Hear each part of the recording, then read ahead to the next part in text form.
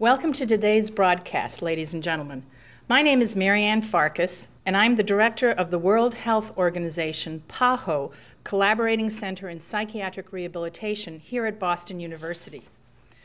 We are holding today's webcast to celebrate World Health Organization's World Health Day 2001. For the first time in its history, World Health Day will be devoted to mental health, to draw global attention to both the magnitude of suffering and discrimination experienced by some 400 million people around the world, and, we would add, the reasons for hopefulness in the 21st century. Stop Exclusion, Dare to Care is the World Health Organization call for action. There are many events planned to celebrate this event around the globe. Two events that we would like to draw your attention to are the webcasts being conducted by the Center for Mental Health Services. The first one is Open Minds, Open Doors, and it was broadcast immediately before this webcast this morning. Information about how to access it can be located at www.mentalhealth.org. The second one, which is a chat with Dr. Bernard Ahrens, the director of CMHS, will occur following this broadcast at 2 p.m. Eastern Standard Time. Today's web broadcast is entitled The Recovery Vision, New Paradigm, New Questions, New Answers. And the format for today's web broadcast will be 4 speakers, Courtenay Harding, William Anthony, Judy Chamberlain, and myself. Dr. Harding will review the evidence for recovery and its implications. Dr. Harding, of course, is known for her groundbreaking work in research in the area of recovery. Dr. Anthony will discuss how this research must change the paradigm for our field. And Dr. Anthony is a leading pioneer in the field of recovery-oriented psychiatric rehabilitation.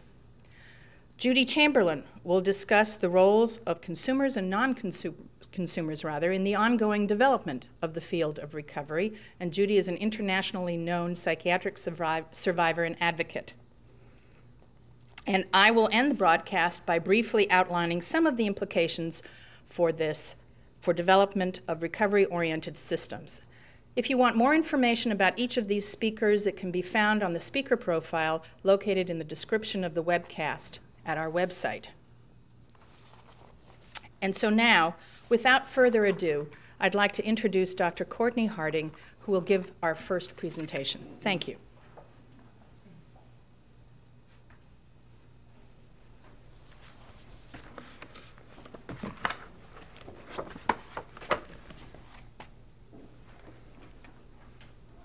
Hello.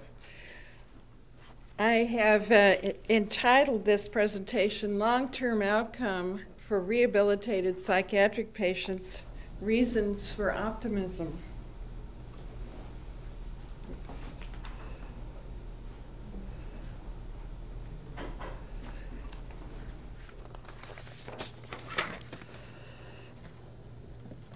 The plan this morning is to look at recovery and the evidence for it, look at some things that we've learned about rehabilitation, and also a little bit about resilience.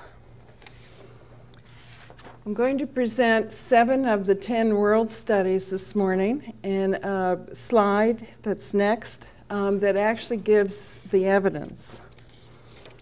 What I'd like you to observe is that on the right-hand side of the screen, the congruence of findings between these 7 studies from all over the world.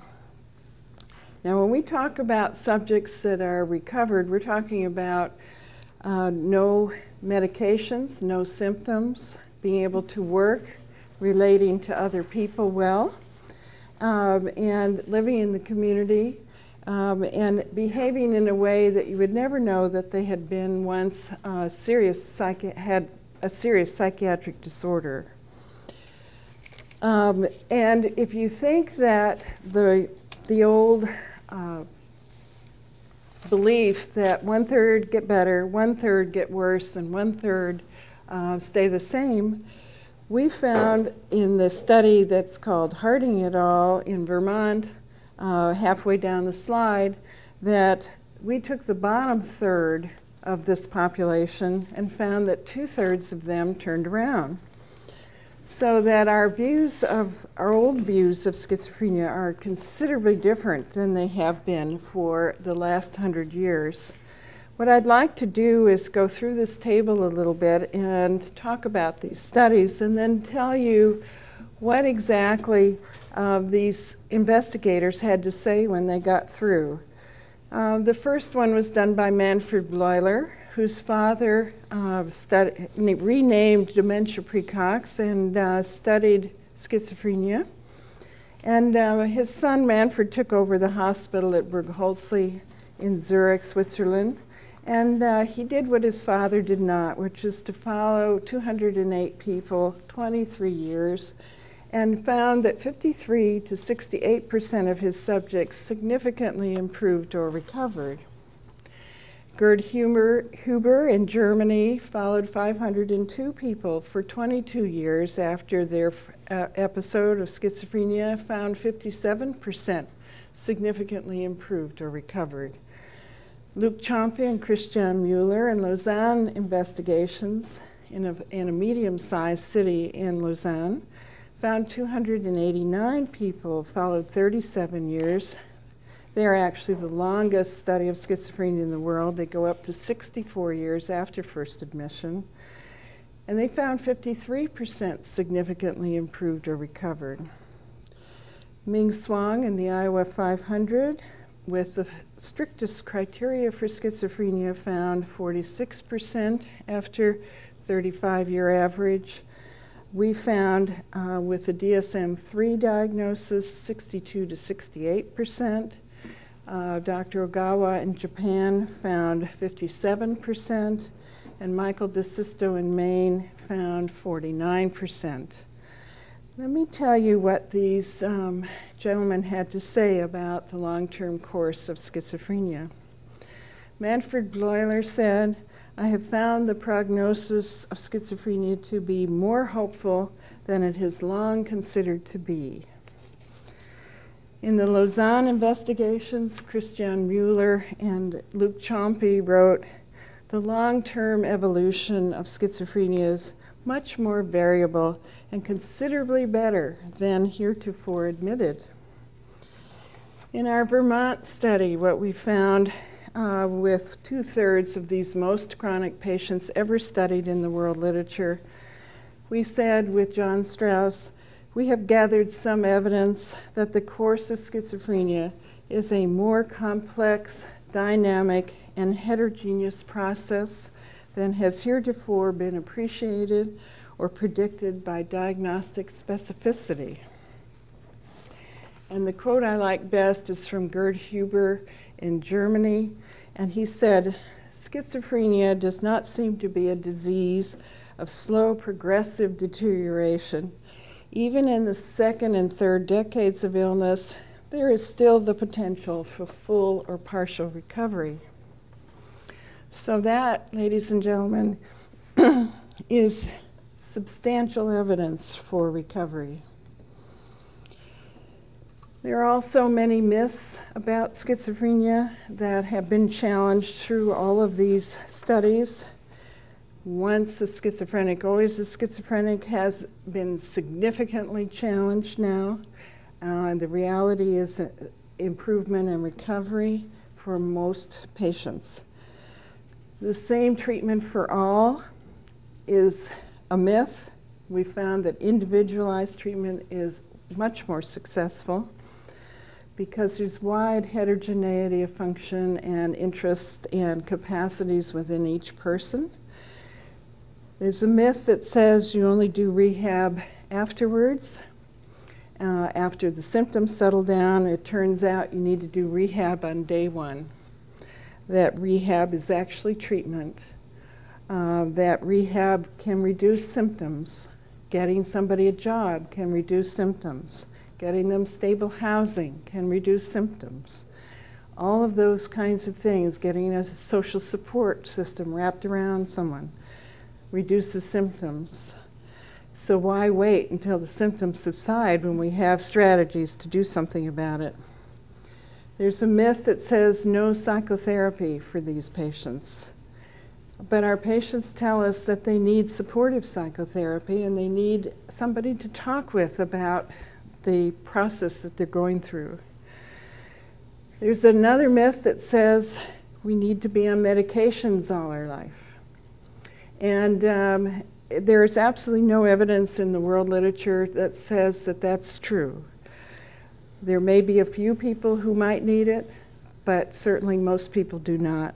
And over time, most patients begin to titrate off their medication. There's a myth that people can only do low levels of work, and in reality, people can do all levels of work. I got telephone calls from all over the country when I was on National Public Radio a while ago, people who were physicians, professors, high school teachers, nurses, engineers, who said, "Thank you for telling our story, because we don't tell anybody because of the stigma." And the last, one of the most virulent myths is that families are the cause of it all. And when you work with families, they can be collaborators and very helpful. Does all of this mean that you don't bother with treatment if there is a natural healing capacity?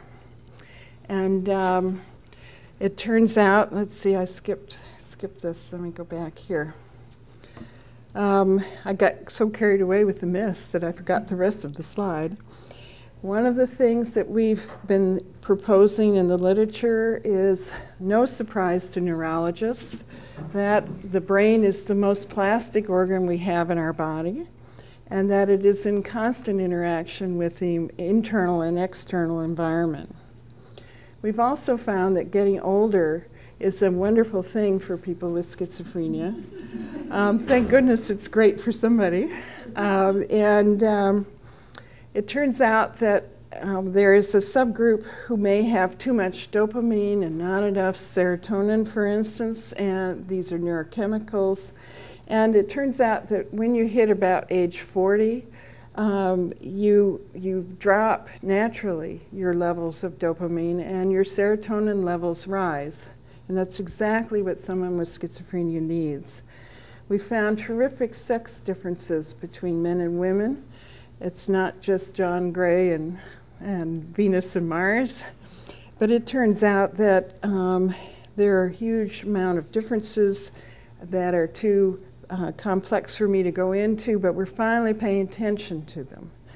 The genetic studies are proceeding, and it will probably be multiple genes causing some kind of psychotic process, and it's not much different than response to stress for high blood pressure, cancer, heart disease. We all have these genetic predispositions of one kind or another. We've learned to pay attention to where someone is in the course of a disorder, because for schizophrenia particularly, it can be quite virulent early on, and then it can taper off. We've learned that vulnerability isn't the set, concrete, permanent thing, that there's probably variability in your vulnerability. That's a big change from previous thinking. And some of the smartest people I know in the business think the word schizophrenia is actually like the word fever, and that it means that that there are many pathways that go into a final common pathway. And as we learn more and more about what's going wrong in individual brains, that we can chunk it off and call it something else, and within 25 years we may not have something that we call schizophrenia. Most people forget that the person who named the disorder called it a group of schizophrenias with an S on it. And we're beginning to think he was probably smarter than we thought.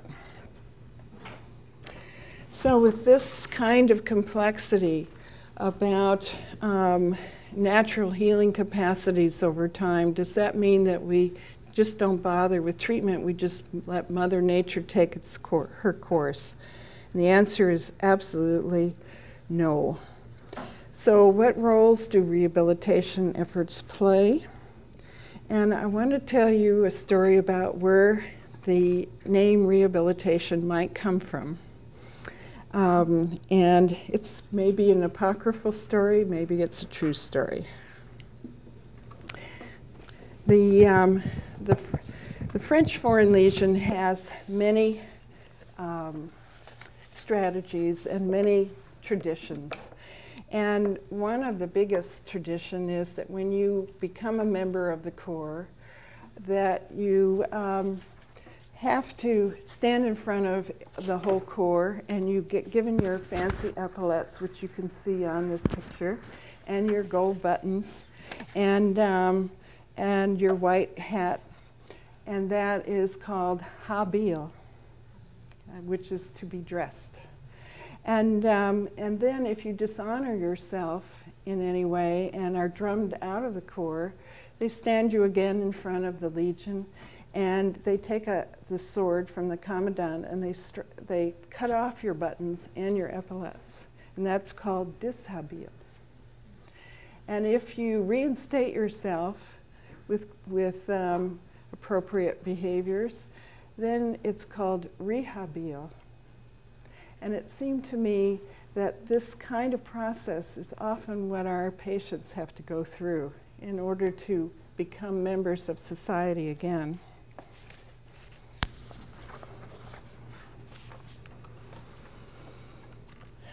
Now, I've already talked about rehab as treatment, that it can reduce signs and symptoms of illness, that there are many, many new strategies, cognitive rehab, cognitive remediation, social skills training, relearning social cues, going back to work in a train place model or a place train model.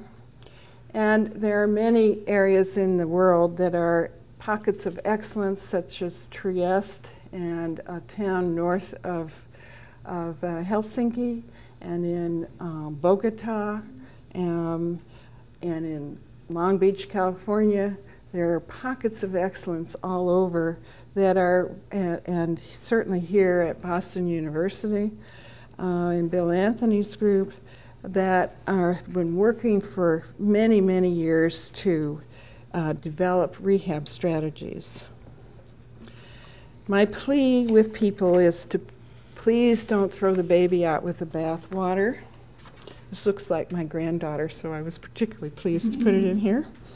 That what I'm mostly afraid of research is that it clusters people together who have different kinds of forms of the illness, different lengths of course, different problems to solve, and then declares that a program works or doesn't work. And we've got all this hidden heterogeneity, and what may be lost is that it might work for some groups but not for others. And so I'm hoping that researchers will pay attention to those things. We literally have known how to help this process of recovery since the 1950s. And we have only applied this knowledge on scattered places across the world. But most often we don't apply what we know helps, and many, many people are left wishing, languishing in hospitals and community mental health centers. And the community mental health centers have become just as sturdy institutions as the state hospitals used to be. I wanted to show you, given our frustration with these languishing patients, that we've devised a multidisciplinary algorithm for the assessments of a person with schizophrenia, that a whole bunch of postdocs in psychology, public psychology, June Hicks, Chad Morris, and Linda Roswell and I have put this together. It covers all 5 helping professions, and we ask a few critical questions within each field, We select a best practice instrument to get the information. It takes 60 minutes per discipline. And it says, once you get the answer, what the heck to do and what to put on the treatment plan. And we're hoping that with such a structured format that maybe people will get a much clearer assessment. And I wanted to talk with you about resilience. And we've tried to learn to define resilience, although we're just beginning to figure it out. It may be the ability to recover from a life challenge, such as serious illness or trauma, a natural urge towards health, promoting the healing process, taking control back, and reinventing oneself. We have an institute here called the Institute for the Study of Human Resilience, and people who are challenged with serious life challenges are resilient, is our vision, and can significantly improve and often recover when they have access to knowledge, self-help resources, skilled professionals, sustaining environments, and social justice. We hope to do this with research and practical applications of our findings and interactive sharing of people, information with people, their families, the professions, and policymakers. And we want to apply several approaches. One, we definitely believe in a biopsychosocial spiritual approach. We want to be a research center, a learning community. We want to weave the literature from across all kinds of fields that have studied resilience, but it's stayed in their field and not shared. We want the lived experience. We want recovery-oriented self-help tools, leadership training, qualitative and quantitative combined strategies for research. We want to add theoretical bases to empirically derived practices. We want recovery-based best practices and polish the initiatives and multimedia approaches. So we've got a lot of work ahead of us. I want to show you, since we're just beginning to build this brick by brick, that we're putting together a logo, which is being loaded on at the moment. And in this logo, we try to show what a resilient person is. And the resilient person is shown with their head down, sort of sitting on a curb, and then halfway up, and then all the way up with their hands reached high. And people who've seen it really get it just like that.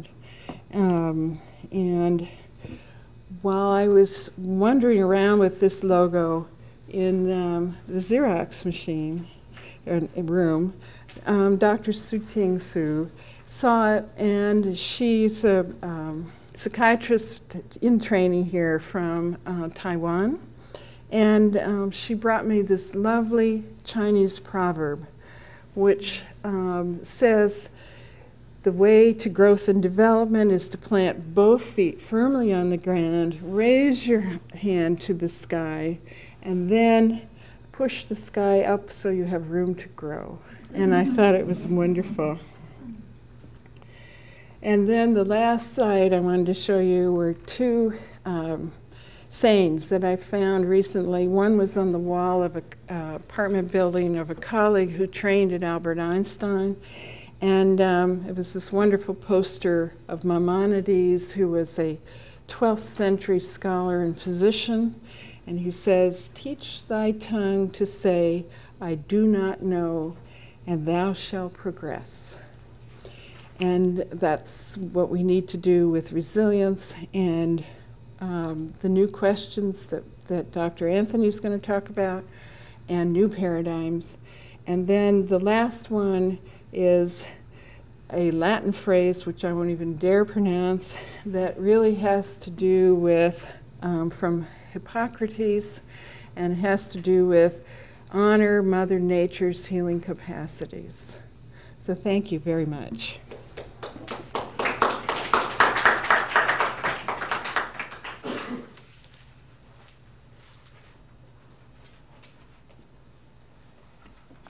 Thank you, Courtney. My name is Bill Anthony, and I want to talk about the kind of the implications of what Dr. Harding or Courtney has just described from the literature, because she's talked about some facts that we haven't really operated on in this field. And if you combine Dr. Harding's facts about recovery with the writings of consumers who have written a long time about their own recoveries, it's just that professionals haven't chosen to listen to what they've been writing and saying. I would commend the Psychiatric Rehab Journal for one of the first journals to start to publish consumer accounts of their own recovery. And we find that obviously they jibe with the facts. People do recover. We have the data to show it, and we have the people to show it. So while we have a recovery process going on, and the facts and the people talking about it, what we've developed now is a new vision for this field. We've developed a new vision for this field so that we no longer think of deterioration. We no longer think of just maintenance. We think of recovery as a vision for this field. The thing to remember is that our whole field has been based on the fact that people don't recover. All right? All our systems, all our institutions, our training programs, everything in this field has been based on the fact that deterioration is the typical course. So I am talking about a vision here that consumers have suggested that we need a whole new vision for what can happen in this field. And we've named it recovery for the time being. Maybe a better word will come around at some time. But right now I think we're talking about recovery. And we have a working definition of recovery that's based on the consumer literature and the literature of Dr. Harding. And what we talk about is the development of new meaning and purpose in one's life as one grows beyond the catastrophe of mental illness. Merely a working definition now, but something that we can all grab into.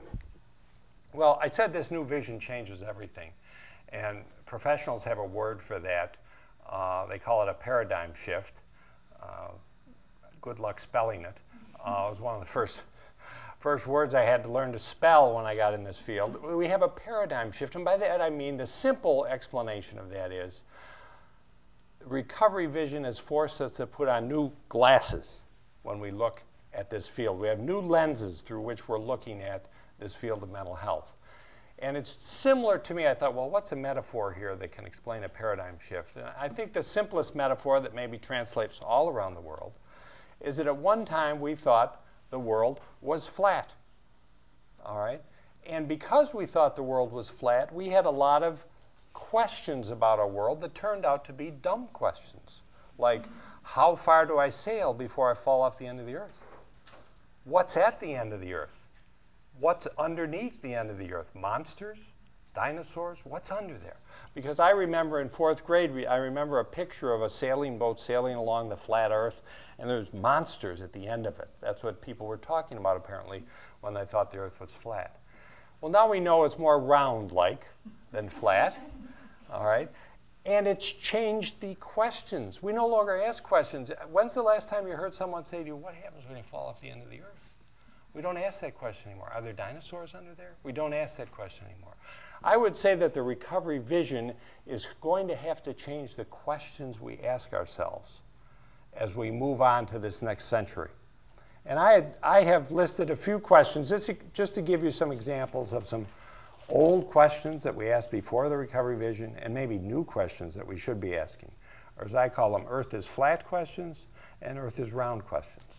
So let me give you some examples of some Earth is flat questions, an Earth is flat question, and an Earth is round question. For example, here's one that I certainly hear all the time when I go out and give a lecture anywhere, and I think I'm maybe hearing less of it, but it's an Earth is flat question. It's essentially this: what do we do with our unmotivated clients?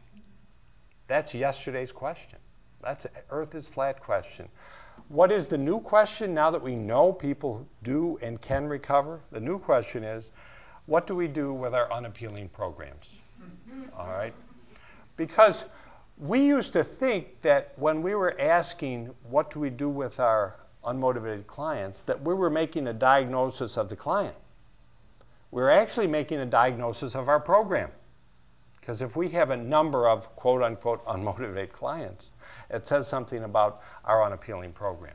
That's where the challenge is for us. How do we develop programs that don't demean and infantilize the persons we're trying to help? How do we come up with words that are different than non-compliance and talk about collaboration? How do we get rid of words like family burden and talk about increased family responsibilities, et cetera? We have all these words that are inherent in our questions that we need to change. So that's one example. Let me give a couple other examples of some flat earth questions. Another flat earth question. What credentials do we need to practice in this field? What credentials do we need to practice? I mean, how many times have you been to a planning meeting or a system planning meeting and folks start to talk about, well, we need 2.3 psychiatrists. I've never seen a 2.3 psychiatrist. Maybe I have. We need 1.2 social workers, 0.7 psychologists. Like when we mix them all together, somehow we're going to get some type of outcome. Those are really yesterday's questions. What is the new question? It's really the earth is round question is what characteristics make a person helpful to another person? That's what we have to build our team around. We have to look at independent of credentials, except for obviously when you have to do prescriptions and there are legal implications and so forth. But aside from that, we have to look from what makes people helpful. And if you ask people what makes a person helpful, they will tell you how skilled they are interpersonally. They will tell you that they're good teachers, coaches, mentors, models. They can negotiate with people that need to be negotiated with. It's those type of skills. They don't say, well, the person has a PhD or an MD or so. That's not what makes a person helpful. So we need to start to build our teams that way, which is a very different way to look at teams. So when I hear somebody say this team has to have this level of credentials, I want to translate that into what characteristics are part of that team that are making people helpful. Pat Spencer, who is a student in our program here, who also is recovering from severe mental illness, wrote an article, and I think it was in the CAMI Journal at the time, and said essentially there are two things she looked for when she was receiving help. And that was, is the person competent and is the person caring? And that was it with Pat. She wanted a competent person and a caring person. And competence for her did not translate into credentials. It translated into some of those characteristics I just talked about. And caring, of course, is the person treating me with dignity, with respect? Does the person listen to what I'm saying? Those are the type of things that to her defined caring. And I think really in this field now with our new recovery vision, and we know some of the things that, I won't get into that, but that bring about recovery, somebody out there has to be a caring person. Why not some of the professionals who have been trained? Makes sense to me. And I know there's a lot of things about this field and really about mental illness that I don't understand. But there's no excuse. So there's an excuse maybe for lack of understanding at times because sometimes it's so mysterious. But there's no excuse for not caring. There really isn't. How can you have a recovery-oriented system and programs and people in it who are unappealing and uninspiring? So that's another type of earth is round, earth is flat type question. Let me check the time here. I'm doing fine, Marianne says. All right, I'll go with a couple more. This one, when we first started talking about the importance of consumer survivors being allowed to set their own goals, and really it's almost being allowed to set their own goals, people would say an earth is flat question to me. They would say, well, what happens, and they would say this very seriously, what happens, Bill, if consumers don't achieve their goals? And I would look at them and say, have you achieved all your goals? Well, no, but the consumers will fall apart or they'll just won't be able to take it. Well, that's a far piece from the truth. I think the earth is round question is, what happens if you don't have a goal? that is the most important thing, because it's really the experience of having options and choices which helps us move towards a recovery perspective. It's not necessarily achieving your first goal or your first option. Most of us don't. We explore through and come up with other options and other choices and move along. But if you don't have a goal, it's a very different feeling in your life than if you do have a goal or goals. All right? So the real question becomes, how do we help people develop goals? I want to read a quote. I don't really usually read quotes this long, but this seems to me such a nice one. It speaks to this whole idea of goals. And it was, I think this person was an educator, Benjamin Mays. Wasn't in the mental health field, but he said this: "It must be borne in mind that the tragedy of life doesn't lie in not reaching your goal.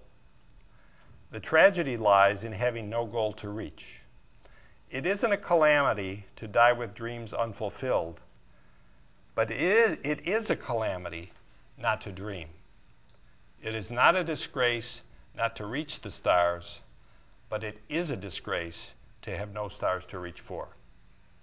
And we have to be aware of that thinking as we build our recovery-oriented programs and systems and train our personnel.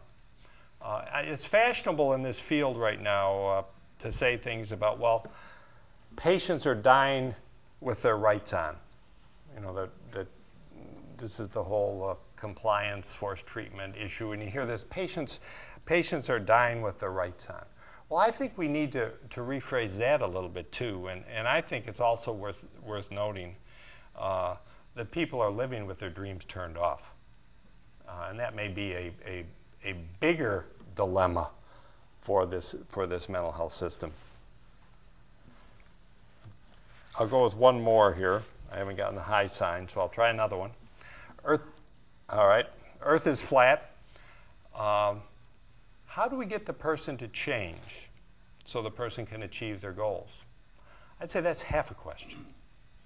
People do change, but I think the Earth is round question is, how do we get the environment and the person to change so a person can achieve their goals? Often it's just changing the environment, making some accommodations, treating people decently, doing a lot of other things in the environment, and all of a sudden the person is working, living more independently, going back to school, etc. In rehabilitation, we had a focus initially on skill development, and I used to go out and present, and people would say, "Oh, you're about building skills." I said, "No, we're a lot more than that. Rehab is a lot more than that. It's about arranging supports and helping the environment be more facilitative and not getting in the way of people. It's more than just building skills. It's skills and supports." Sometimes we focus so much on trying to change the person, and it's really bad when you're trying to change the person who doesn't want to be changed in that particular way towards that particular goal. But so often we're focused on that as opposed to rearranging the support system.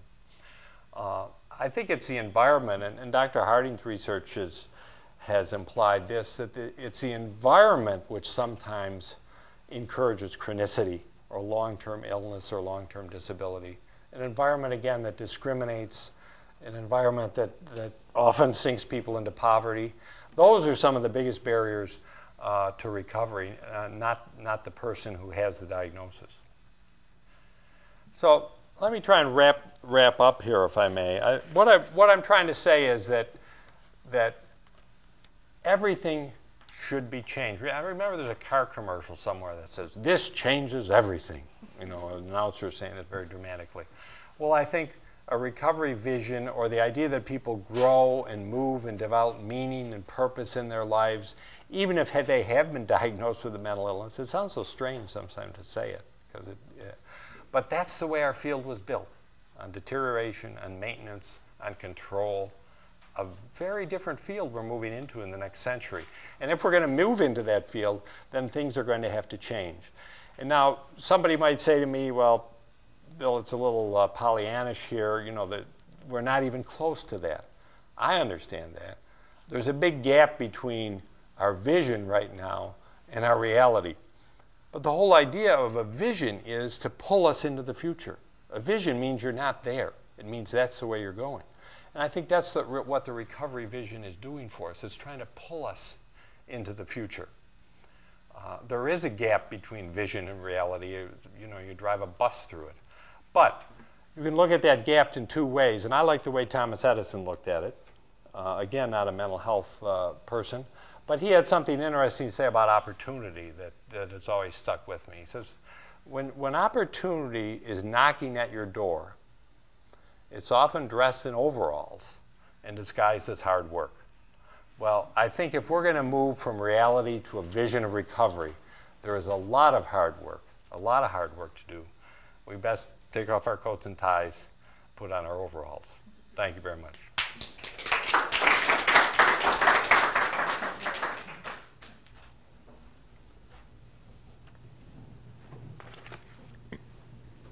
Hello, my name is Judy Chamberlain, and unlike the two previous speakers, I am not a mental health professional. I am a person who was labeled with a serious mental illness. I was diagnosed with schizophrenia when I was 21 years old. And I'm a person who's recovered. So I'm an example of what we're here talking about today.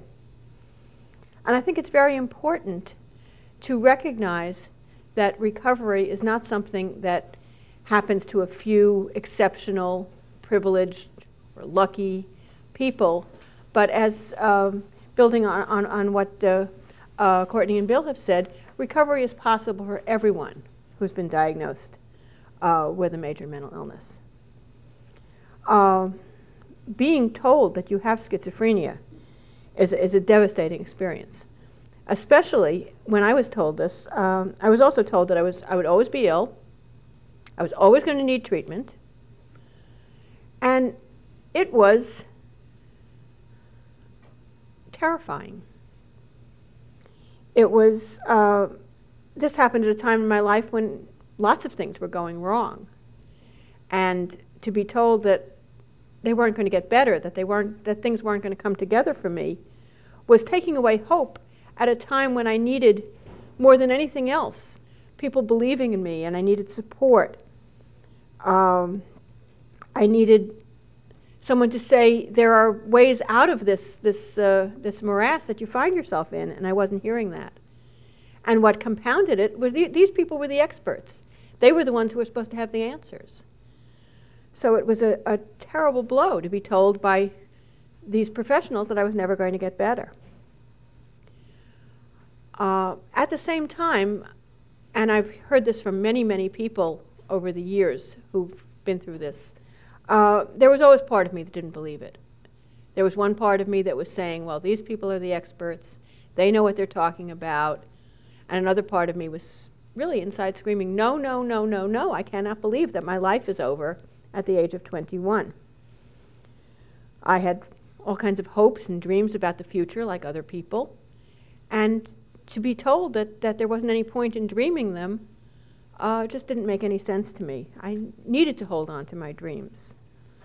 I had gone into the mental health system because I believed that there were people there were people with the right kinds of training and knowledge and expertise who could help me to figure out what had gone wrong in my life, and that they would be helpful in getting my life back on track.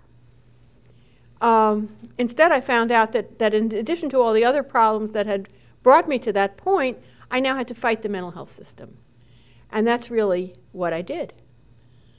I've written an article called Confessions of a Non-Compliant Patient. And I really believe that it's those of us who were considered the most ill, the most non-compliant, the most trouble. We're the ones who have the fastest track, really, on getting better. Because there's always that part of us that's saying, no, no, no, I'm not going to take your vision of what my life is going to be. I'm going to stick with my own vision of what my life is going to be.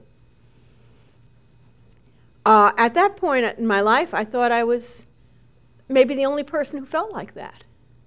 I didn't know that there were other people. I hoped there were. I believed there were. I used to have a dream that sustained me that somehow I'd find other people who'd been through the same kinds of experiences, and that we'd join together and do something about it. But it took me 5 years after I got out of the hospital to find that there was, in fact, a group of former patients that had started meeting in New York City.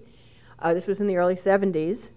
And it was only when I became involved in the self-help movement, in the self-help and advocacy movement, that I found what I'd been looking for in the mental health system but never found there. And that was people who were willing to listen, willing to accept my experiences, take me at face value, not start labeling my feelings and thoughts and ideas as symptoms.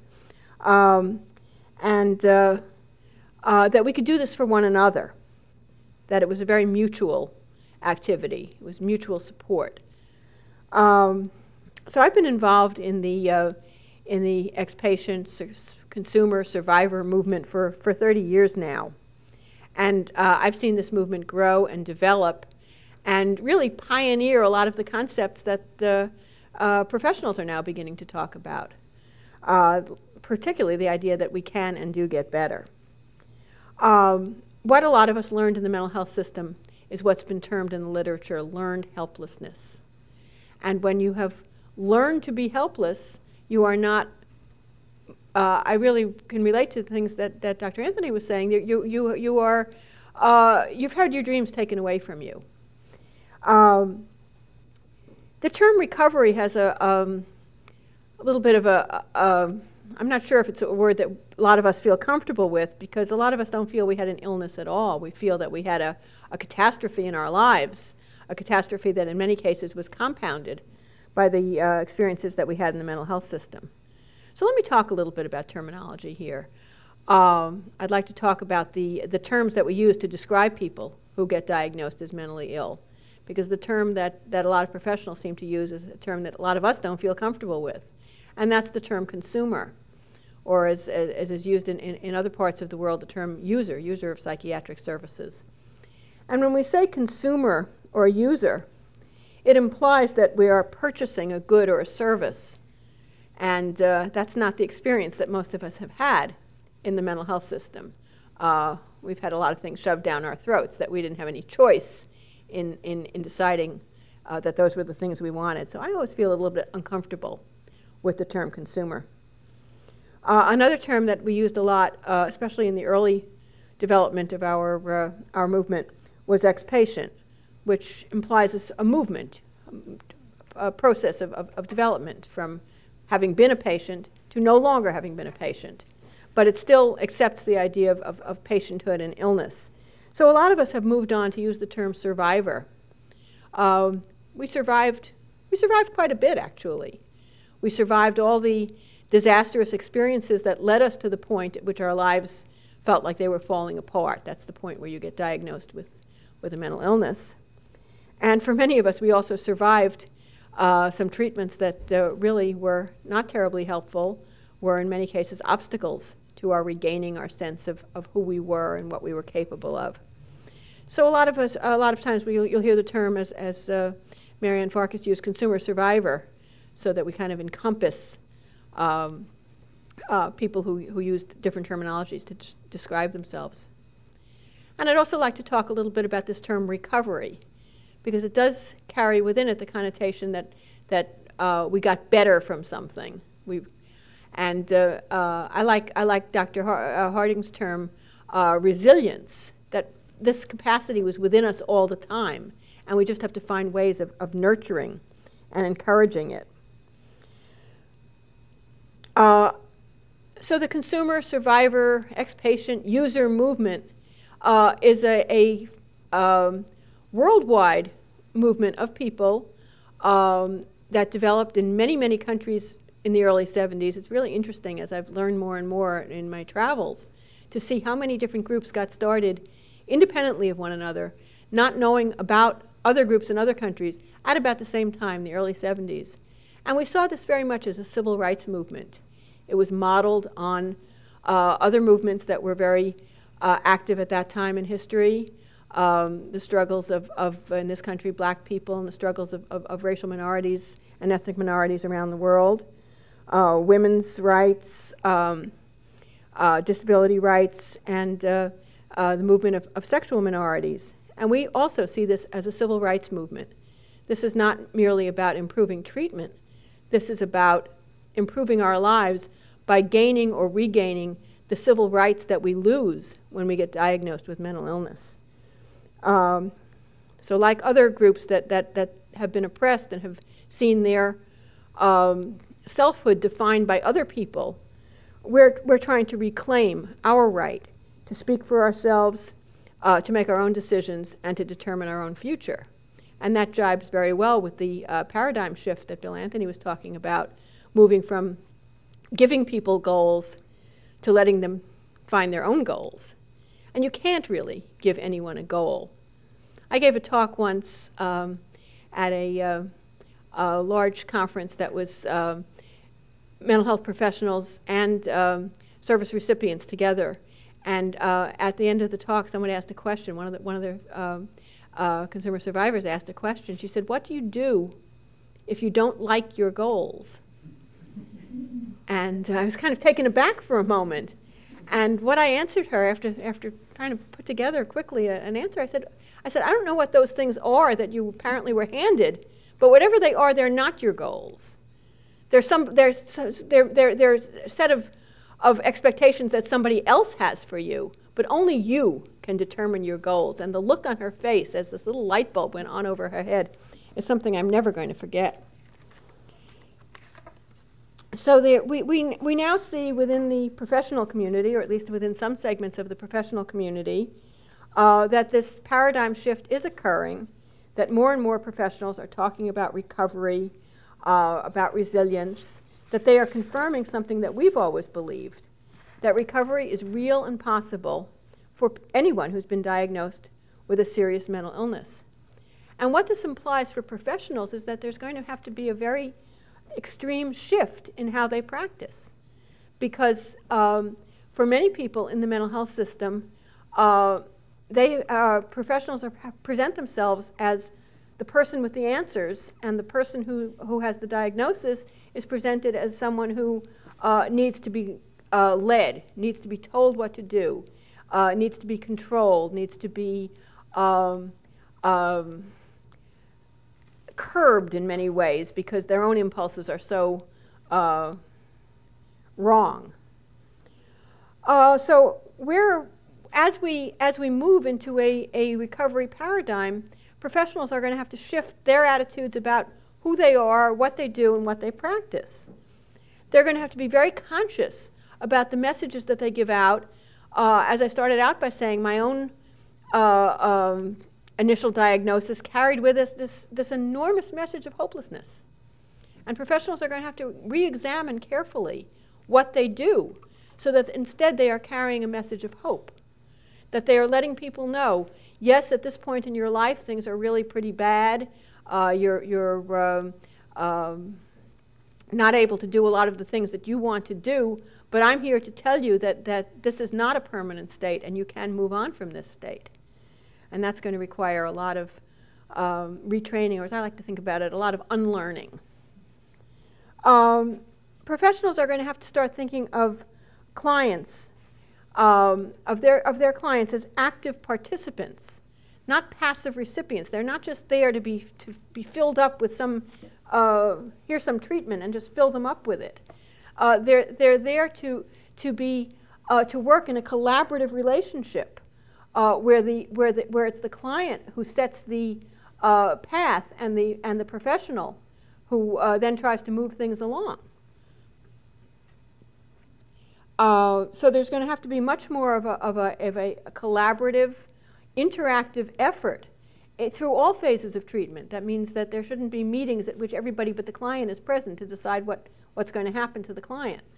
That there have to be serious discussions in which the client says, here's where I think I am, and here's where I want to go, and the professionals then help them figure out strategies to get there. And there's certainly going to have to be a recognition that the role of the ill person, the role of the mental patient, is a temporary condition and not a lifelong one. This paradigm shift is very important, and it's particularly important to make sure that we don't just change what we call things, that we actually change how we do things. Because it's much easier to change the words than to change the actions behind the words. But unless we really do change the actions behind the words, it's not really a paradigm shift at all. When Courtenay was winding up her talk and she quoted something that she'd seen posted somewhere, it made me think of something that I found a year or two ago, posted on the wall of a drop-in center near Vancouver, Canada, a client-run drop-in center. And it's a poem by E.E. Cummings. And I'd like to close with that because to me it just captured what this experience of being defined as mentally ill and struggling against it is all about. And this is the poem. To be nobody but yourself in a world which is doing its best night and day to make you everybody else means to fight the hardest battle which any human can fight and never stop fighting. Thank you.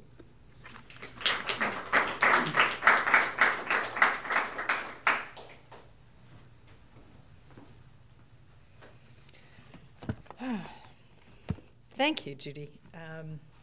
I'm going to spend a few minutes now trying to talk about the implications of all this for the implementation of the recovery ideal at a systems level.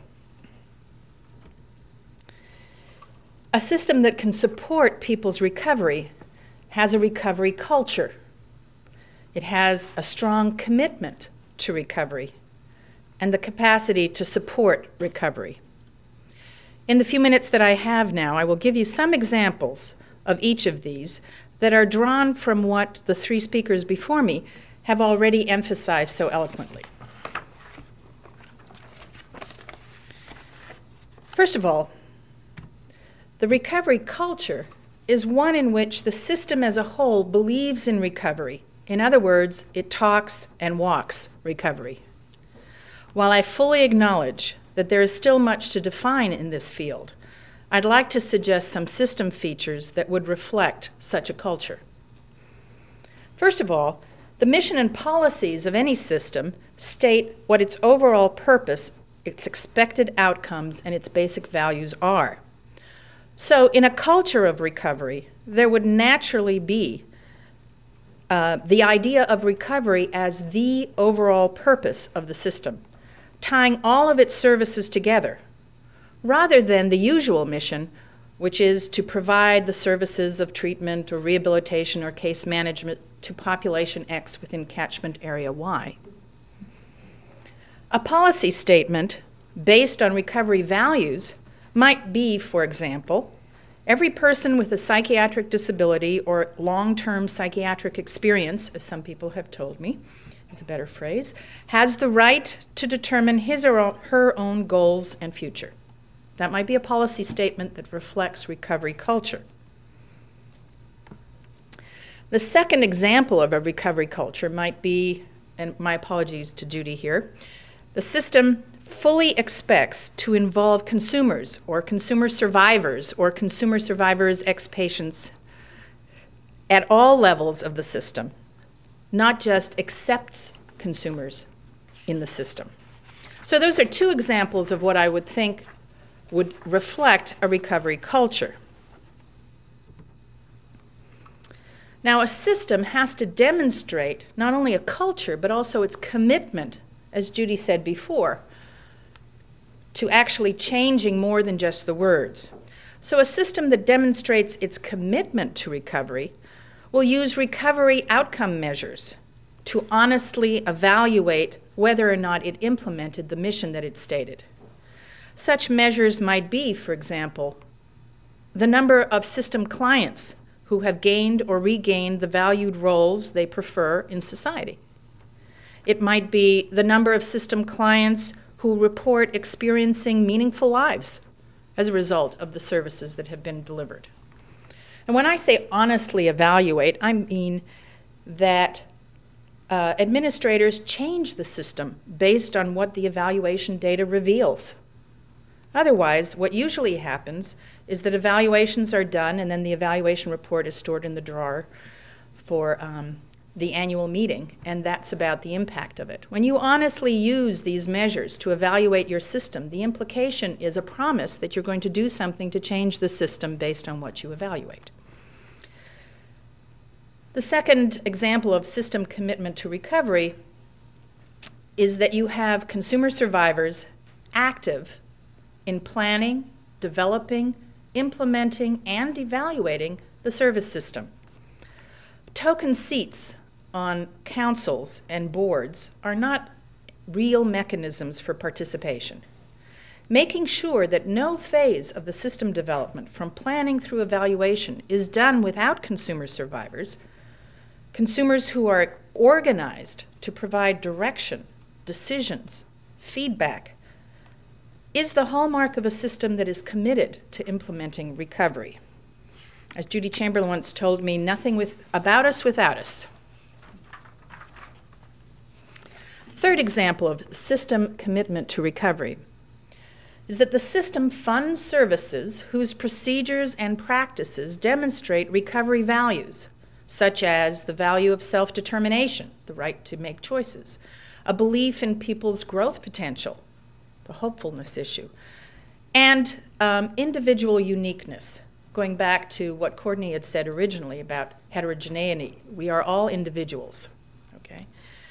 So recovery-oriented systems use their funding mechanisms to encourage all provider services, whether it be treatment services, rehabilitation, case management, basic support services, for example, to show how their activities support client choices. How does this treatment service demonstrate that their activities support client choices? To show how their procedures and record keeping ensure that each individual's strengths, talents, and deficits are assessed and planned for. To show how their services result in consumer survivors living in a variety of living, working, or educational roles. For example, are there opportunities for people to go to everything from supported housing to owning their own flat? From working as a farmer to working as the CEO of a large corporation or a professor in a university? From being a student in a vocational course to a doctoral student at a university, rather than what usually happens, which is limiting clients to what people in the system feel is appropriate. And usually this involves entry-level positions, group homes, or day treatment learning classes.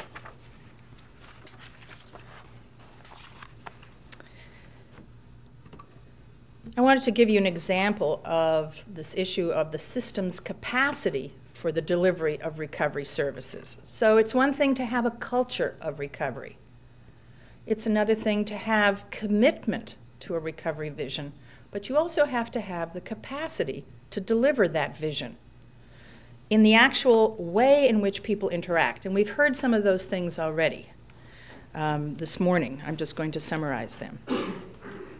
So whether systems staff are consumers, survivors, or non-consumer survivors, training and development strategies must have ways to teach staff, for example, how to be there in a way that clients experience as trustworthy and supportive, rather than as controlling and interfering. Yes, it's a characteristic, but it's also a skill. And people need to be able to know how to do that, since clients have told us that that's what people find helpful. People have to be taught how to help clients to develop their own goals, and we've heard a lot of that this morning, rather than adapting themselves to goals that others believe that they should have. Learning how to help clients to figure out what their own strengths and deficits are, rather than what their label is. Learning how to promote hopefulness in clients, significant others, and general society for that matter, rather than accepting or promoting resignation and despair. A skilled workforce needs to be able to do these things, and much more than what I've mentioned.